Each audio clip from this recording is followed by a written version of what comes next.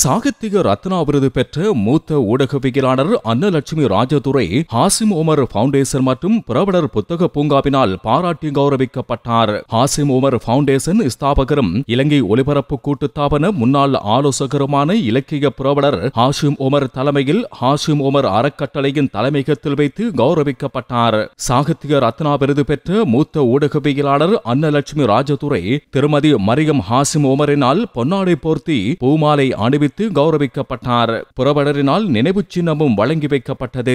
திருமதி அன்னலட்சுமி ராஜதுரை யாழ்ப்பாணம் திருநெல்வேலி மேற்கு காளி கோவிலடியை பிறப்பிடமாக கொண்டவர். 1939 ஆண்டு பிறந்த இவர் திருநெல்வேலி சைவ தமிழ் கலவன் பாடசாலையில் ஆரம்ப கல்வியை பெற்றுள்ளார். செங்குந்தா இந்து கல்லூரி, சுன்னாகம் ராமநாதன் கல்லூரி ஆகியவற்றிலும் கல்வியை தொடர்ந்துள்ள இவர் லண்டன் கல்வி பொதுத்தராதர உயர்தர பரீட்சையில் சித்தியடைந்துள்ளார்.